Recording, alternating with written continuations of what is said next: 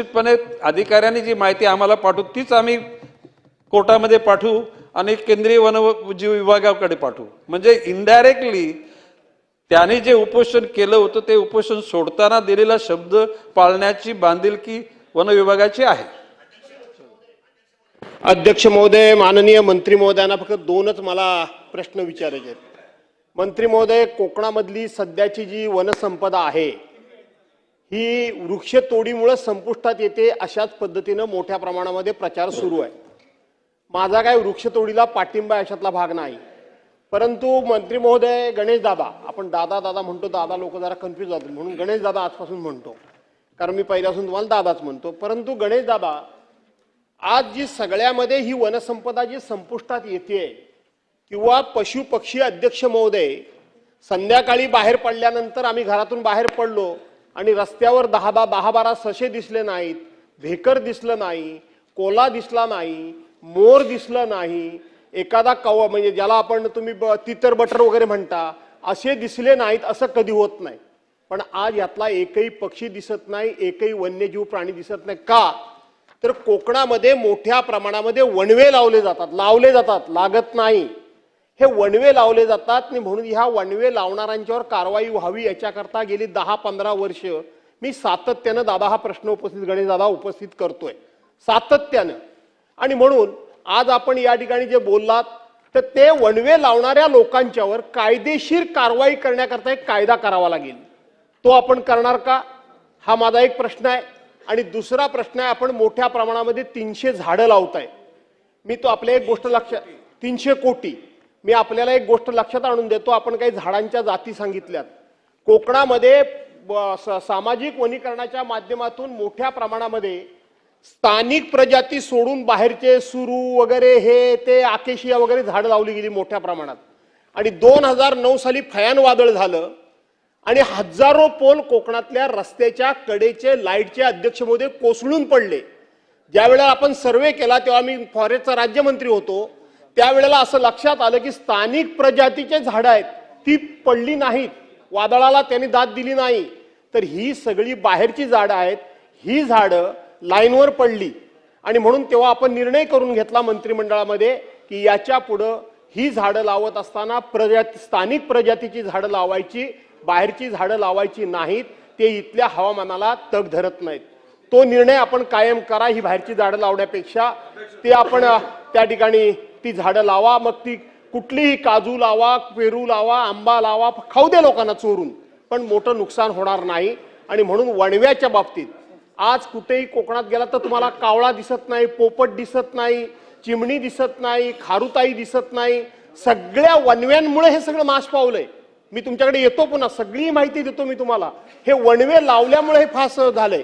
अध्यक्ष महोदय, एकदा मी असा जात होतो माझ्या घराकडे आणि मध्ये रस्त्याला वणवा लागला. मी पुढे जाऊ शकत नव्हतो, मागे जाऊ शकत नव्हतो, कारण दोन्ही बाजूने वणवा, ज्याला जीप टाकतो म्हणतात, ती टाकत होता. मी गाडीत बसलो होतो आणि असे पक्षी घिरट्या घालत होते आणि त्या वणव्यात पडत होते. दादा, मी माझ्या ड्रायव्हरला म्हणालो, रे ह्या पक्ष्यांना काय कळतं की नाही, हे आपली स्वतःची आहुती देत आहेत.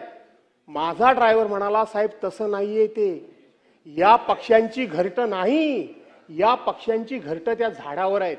त्या घरट्यामध्ये कोणाची लहान लहान पिल्लं असतील, कोण अंडी असतील, आणि म्हणून स्वतःच्या पिल्लाला वाचवण्याकरता म्हणून हे पक्षी अशा पद्धतीने घिरट्या घालतात की त्यांची आहुती पडते. आणि म्हणून दादा, मनुकुमार श्रीवास्तव ज्या वेळेला महसूल विभागाचे सेक्रेटरी होते त्यावेळेला आपण त्यांना एक सर्वे करायला सांगितलंय की हा वणवे लावण्याकरता कसा प्रतिबंध करता येतो.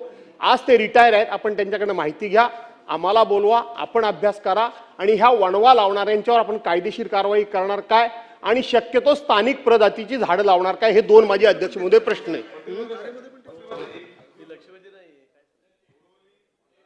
वर्सोवा या प्रत्येक ठिकाणी जर तुम्ही बघा तर मॅनग्रोव्हवरती भरणी करून त्याच्यावरती कमर्शियल होत आहेत, तर त्याच्यावरती पण तुम्ही योग्य, मुंबईमध्ये जिथे जिथे मॅनग्रोव्हचा कत्ल झालेला आहे त्याच्यावरती कारवाई होणार.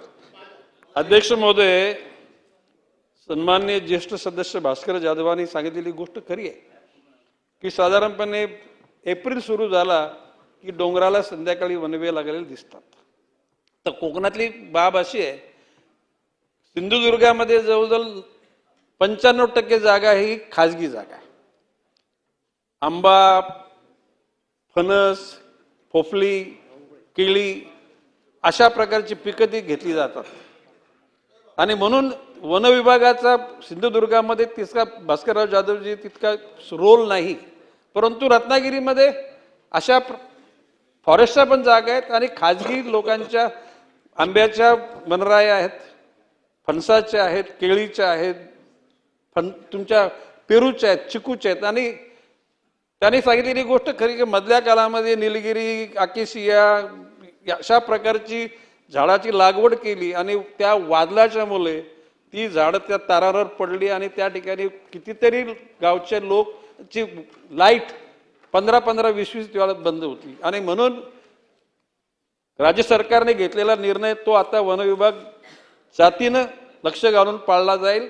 आणि आपण म्हटल्याप्रमाणे जे आपले लोकल जी झाड आहेत, चिंच, आंबा, पेरू, काजू ही लावली जातील.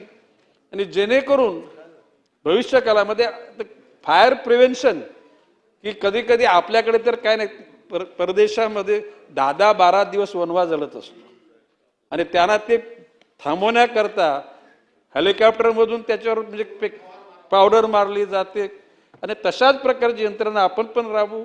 आता आपण वनवा लावणाऱ्याचे कायदा आहे, परंतु आपण म्हणता म्हणून तो कायदा जरा स्ट्रॉंग करून टाकू आणि जेणेकरून वनवे लावणाऱ्या लोकांना निश्चितपणे दहशत निर्माण होईल अशा प्रकारची बाब करून टाकू. आता अध्यक्ष महोदय, सन्माननीय सामंत साहेब आलो पटकन लघवी करू. जरा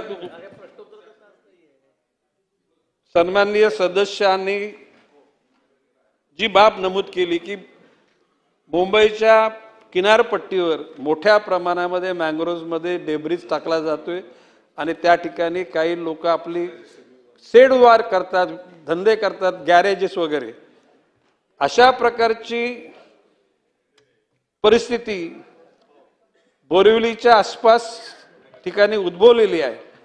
आणि मी आज अध्यक्ष महोदय आपल्या माध्यमातून सभागृहाला आश्वासित करू इच्छितो की मुंबईच्या परिसरामध्ये असलेल्या मँग्रोव्हच्या अनुषंगानं, कारण त्याचे सॅटेलाइट माध्यमातून 2025, 20, 15, 10, 5 पर्यंतचे सगळे चित्र आहेत. महसूल विभाग, पोलीस विभाग, महापालिका आणि वन खाते या सर्वच घटकांची एक टीम तयार करून उच्चस्तरीय अधिकाऱ्यांची त्या सर्व पूर्वीच्या इमेजेस काढून ज्या ज्या ठिकाणी अशा प्रकारचं अतिक्रमण झाले ते काढलं जाईल आणि ते करण्याकरता जे जबाबदार जे घटक आहेत त्यांच्यावर कारवाई केली जाईल. चला आता पुढे झालं. आता महोदय